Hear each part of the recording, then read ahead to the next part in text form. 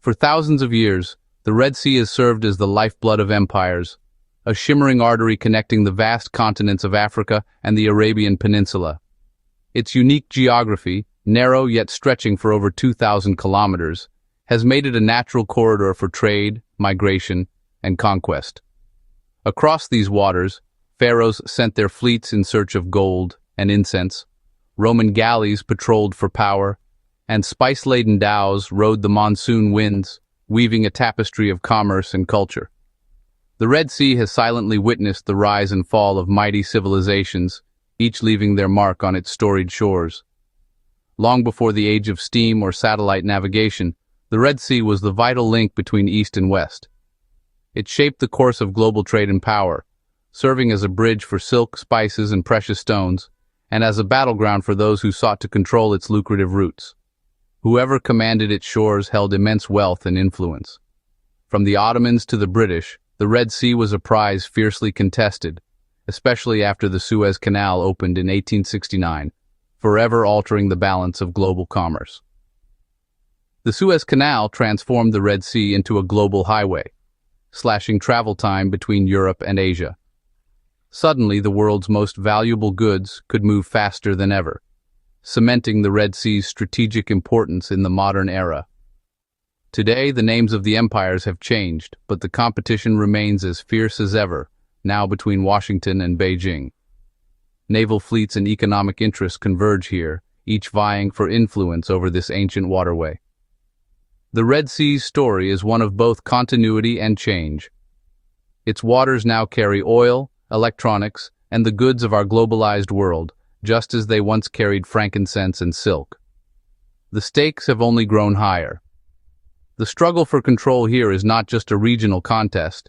It's a defining battle for the future of global trade and power, echoing the ambitions and rivalries of centuries past, and shaping the destiny of nations for generations to come. The Red Sea's true power lies in its geography, a narrow, 1,200-mile channel that serves as a vital artery for global commerce. This slender stretch of water is flanked by two of the world's most critical maritime chokepoints, making it a linchpin in the movement of goods between continents. To the north, the Suez Canal connects the Mediterranean Sea to the Indian Ocean, acting as a gateway between Europe and Asia. When the Ever Given famously blocked the canal in 2021, it exposed just how fragile this lifeline is. One stranded ship can bring global trade to a standstill, stranding hundreds of vessels and costing billions of dollars each day. To the south, the Bab el-Mandeb Strait narrows to just 18 miles, forcing nearly 12% of all seaborne trade, including vital oil and gas shipments, through a single, vulnerable passage.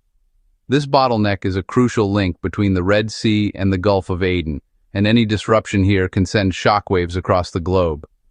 Instability in these waters threatens not only energy security but also the reliability of global supply chains. Piracy, regional conflicts, and political tensions have all turned the Red Sea into a geopolitical flashpoint, drawing the attention of world powers and international navies. Every day, billions of dollars in goods, ranging from crude oil to consumer electronics, transit these waters.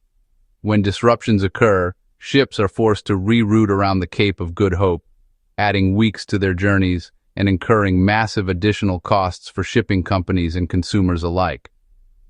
These increased costs ripple through the global economy, driving up prices for fuel, electronics, and food. Even a brief closure or threat can trigger market volatility, affecting everything from gas stations to grocery stores worldwide. For China, ensuring secure passage through the Red Sea is a matter of economic survival, as its manufacturing and export-driven economy depends on these routes. For the United States, maintaining open sea lanes here is a core foreign policy priority, vital for both economic and strategic interests. The Red Sea's chokepoints guarantee that this region remains a central focus of international strategy, with global powers investing heavily in naval presence, surveillance, and diplomatic efforts to keep these waters open and secure. Whoever controls these gateways holds immense leverage over the world economy, shaping the flow of goods, energy, and influence for generations to come. For decades, the U.S. has stood as the Red Sea's security guarantor, maintaining a vigilant presence in these vital waters. American warships have become a familiar sight, patrolling the region's vast expanse and projecting stability in an area often marked by tension and uncertainty. This enduring commitment is anchored by Camp Lemonnier in Djibouti, the only permanent U.S. military base in Africa, strategically located at the crossroads of global trade and security interests. From this critical outpost, the U.S. projects power across the region, conducts counterterrorism operations, and coordinates with allies to address emerging threats. The base serves as a launchpad for humanitarian missions and rapid responses to crises. One of its most crucial roles is safeguarding the Bab el-Mandeb Strait, a narrow choke point through which a significant portion of the world's maritime trade flows, making it a linchpin of global commerce. The Navy's mission here is clear: ensure freedom of navigation for all nations' ships, protecting commercial vessels from piracy, terrorism, and state-sponsored threats. This vital role was put to the test during the Houthi attacks on shipping in late 2023, when commercial vessels became targets in a volatile conflict. The attacks prompted a massive U.S. military response, with warships and aircraft mobilized to defend international shipping and deter further aggression. The conflict quickly escalated into a high-stakes naval battle, with U.S. forces intercepting hundreds of missiles and drones, each engagement carrying enormous financial and operational costs. Using million-dollar interceptors to shoot down cheap drones and missiles raised tough questions about the sustainability of such operations and the long-term strategy for maintaining security. The campaign underscored a new reality. Security today is as much about economic endurance and resilience as it is about military might, with the cost of defense shaping future policy. Despite shifting U.S. politics and debates over foreign commitments, the core interest remains unchanged: keeping sea lanes open to reinforce alliances, support global trade, and maintain international stability. The American presence in the Red Sea is about more than just ships and sailors. It's about upholding the U.S.-led international order and deterring those who would threaten it. Any retreat or reduction in presence would invite rivals like China or Russia to reshape the region's strategic landscape, challenging American influence and the rules-based order. The Red Sea remains a critical test of America's resolve, relevance, and ability to adapt to new threats. Its future will help define the balance of power in a rapidly changing world. China has emerged as a formidable new player, opening its first overseas military base in Djibouti in 2017, just miles from the U.S. base. Officially a logistics hub, the base signals China's global ambitions and its need to protect economic lifelines. As the world's largest oil importer, China depends on secure Red Sea passage for its energy and trade. The base anchors China's Belt and Road Initiative, ensuring its maritime Silk Road remains open. Beyond military presence, China wields economic influence, building ports, railways, and forging partnerships across the region. During the Houthi crisis, China avoided military entanglement, instead negotiating for its own ship's safety, a pragmatic, interest-driven approach. China is quietly building the infrastructure and leverage to one day set the rules in the Red Sea. The U.S.-China rivalry is complicated by ambitious regional powers along the Red Sea. Saudi Arabia and the UAE invest billions in ports and economic zones, seeking influence and economic diversification. Egypt, guardian of the Suez Canal, sees Red Sea instability as an existential threat and balances ties with both Washington and Beijing. Iran, meanwhile, arms the Houthi rebels, using them as proxies to disrupt shipping and challenge rivals at low cost. These intersecting ambitions create a volatile environment where local actors can escalate tensions and force global powers to react. Navigating this tangled web requires deft diplomacy. Missteps can quickly spiral into wider crises. The Red Sea's fragility was laid bare by the Houthi missile and drone campaign that began in late 2023. What started as targeted attacks soon hit ships from dozens of nations, turning the Bab el-Mandeb into a war zone. Major carriers suspended Red Sea transit, causing Suez Canal traffic to plummet and forcing ships around Africa.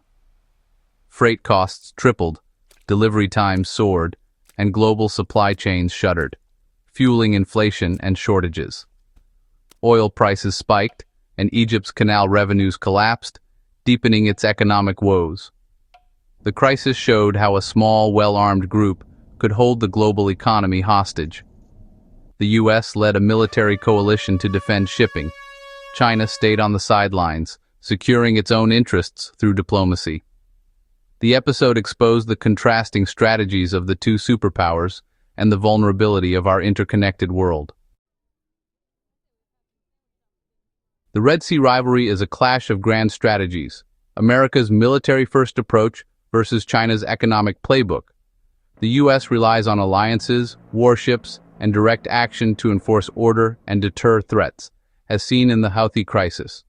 But this approach is costly and increasingly questioned at home and abroad. China, meanwhile, builds influence through infrastructure, ports, railways, and investment, binding nations to its economy. Many countries welcome China's concrete, not guns approach, though some fear debt traps and loss of sovereignty. China's reluctance to share security burdens draws criticism, but its economic strategy is proving effective.